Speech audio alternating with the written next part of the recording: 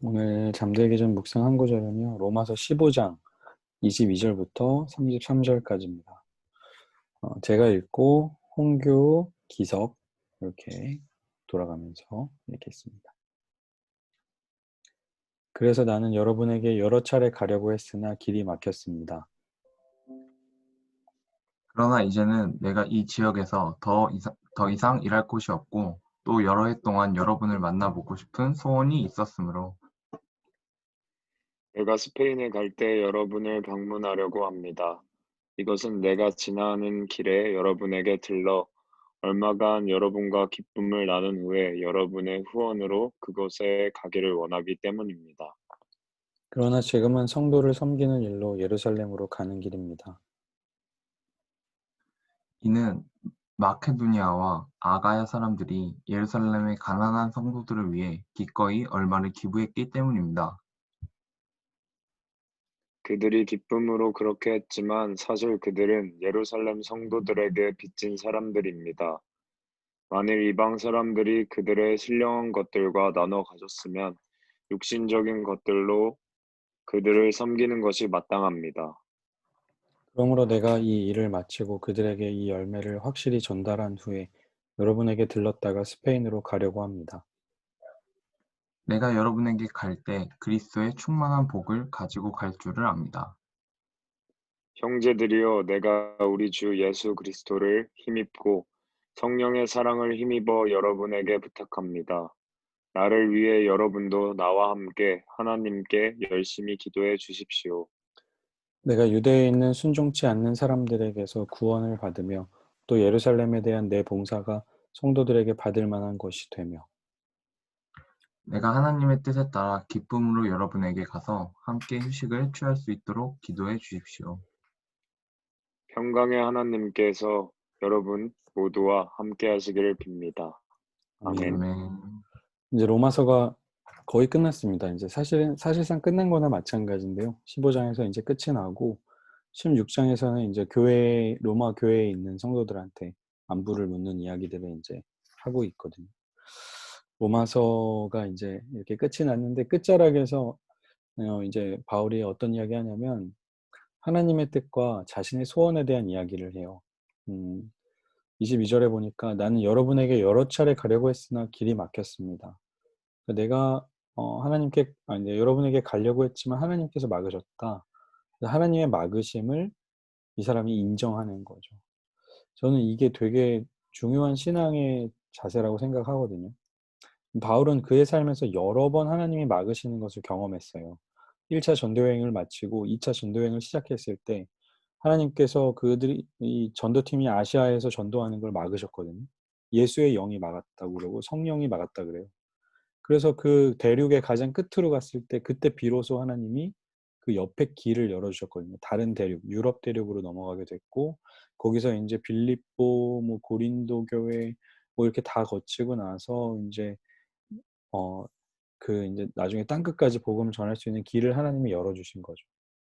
그러니까 우리의 신앙에 있어서 우리가 잘 생각하지 못하는 것 중에 한 가지가 뭐냐면 멈추는 것도 신앙의 힘이다라는 거죠. 내가 하나님이 막으시는구나라는 것을 때로는 받아들일 수 있는 우리가 되는 것이 이것이 되게 중요한 신앙의 자세인 것 같아요. 그런 귀와 눈을 열어놓는 거죠. 아, 하나님이 막으시기도 하는구나. 네.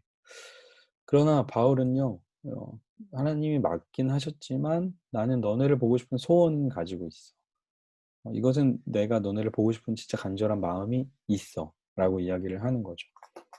그러니까 우리가 항상 제가 여러분들에게 이야기하지만 우리가 가지고 있는 열망이나 어떤 본능을 다 죄라고 얘기하시면 안 돼요. 하나님이 인간에게 소원을 두시고 그의 감정과 이성과 생각을 통해서 일하시기 때문에 내가 가지고 있는 열정과 열망 이런 게 다 죄 아닙니다. 연애할 때 예쁜 여자 좋아하시고 뭐 멋진 남자 좋아하시고 이건 하나님의 뜻과 다른 거야. 뭐 이런 거 아니에요. 그거 하나님이 주신 귀한 본능이에요. 진짜 우리가 근데 제거해야 되는 거는 이 생명을 존중히 여기지 않는 거. 나는 가난한 김기성 목사님이 엊그제 그런 얘기 하시더라고요. 나는 가난한 사람에게 도움을 주는 것이 그리스도인의 마땅한 삶이라고 생각하는데 누군가 그걸 하지 말라고 한다면 나는 그 사람의 말은 듣지 않을 거다. 뭐 이런 이야기를 하더라고요. 그러니까 인간이 가지고 있는 뜻과 생각 자체가 다 악한 것은 아니에요. 바울은 그런 이야기 하는 거죠. 나 너네들 만나고 싶다. 그래서 스페인 갈 때 너네 방문할 거다.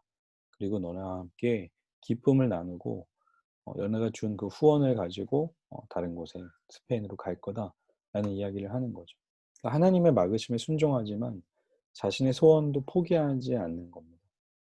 그러나 이것이 이게 정말 그릇된 건지 옳은 건지는 우리가 말씀을 통해서 또 성령님을 통해서 판단할 줄 알아야겠죠.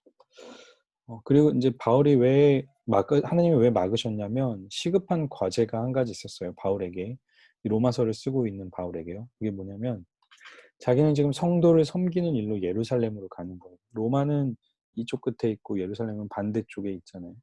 나는 지금 예루살렘을 가는데 성도를 섬기러 간다. 그런데 마케도냐와 아가야에 있는 사람들이 가난한 성도들을 위해서 얼마를 줬다는 거예요. 예루살렘은 교회의 모태죠. 이 완전 신앙의 시작이잖아요. 예루살렘. 거기서 시작이 돼가지고 이방 뭐 안디옥 이방 여러 곳으로 복음이 전해졌는데 이제 오히려 그 복음을 받아들인 사람들이 예루살렘 교회에 있는 가난한 성도들을 위해서 도와줬다는 거예요. 근데 그 일을요, 기쁨으로 했다는 겁니다. 27절에. 그러면서 바울이 무슨 얘기하냐면 사실 빚진 사람들이다. 얘네들은. 왜냐하면 예루살렘 교회에서 그 복음이 시작돼서 너희가 이제 복음을 듣게 됐으니까 너네는 그 신령한 것을 받았다. 그러니까 그것을 육신적인 것들로 섬기는 것은 그거는 괜찮은 거다라고 이제 이야기를 하는 겁니다. 사랑의 빚을 갚는 일이 바울에게 있어서는 되게 시급한 일이었어요. 로마 교회에 복음을 전하는 일도 중요하지만 다른 누군가의 그 사랑의 빚을 갚으러 예루살렘에 가는 게 시급한 일이었어요. 그런데 문제는 뭐냐면 바울이 이제 기도 요청을 하는 거예요. 로마 교회에. 왜냐면 그 예루살렘으로 가는 게 사실 바울에게는 되게 위험한 일이기도 했거든요. 그래서 첫 번째 기도는 안전을 위한 기도를 요청합니다. 28절에 30절에 보니까 나를 위해 여러분도 나와 함께 하나님께 열심히 기도해 주십시오라는 말을 지금 로마서 마지막에 이제 쓰고 있는 거예요. 기도 제목의 첫 번째가 뭐냐면 유대에 있는 순종하지 않는 사람들에게 내가 구원을 받으며, 그러니까 나 거기 가면 예수 그리스도를 믿지 않는 그 유대교 사람들에게 나 죽을지도 몰라. 나 좀 살려달라고 너네에게 기도 요청을 하는 거야. 라고 이야기하는 거죠. 그러니까 지금 바울이 누군가의 사랑의 빚을 가지고 로마를 그 사람들 너무 보고 싶지만 예루살렘으로 가는 건 가면 이제 다시 못 볼 수 있는 상황인 거예요. 죽을지도 모르는 상황인데 이제 가는 거거든요. 그래서 기도 요청을 하는 거죠. 두 번째 기도 요청은 이제 선물 받는 사람들의 마음이 열리도록 그래서 예루살렘에 대한 나의 이 봉사가 그 성도들이 받을 만한 것이 될 수 있게.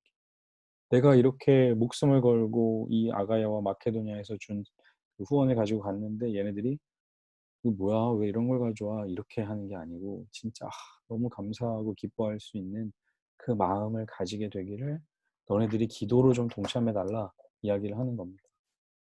선물 받는 사람의 마음이 열리는 게 되게 중요하죠. 말씀을 아무리 잘 준비하고 잘 전해도 들을 사람이 마음이 준비가 안 돼 있으면 이게 심겨지지가 않더라고요. 정말 안타까운 거죠. 그래서 바울이 이제 기도하는 겁니다. 마지막으로 세 번째는요.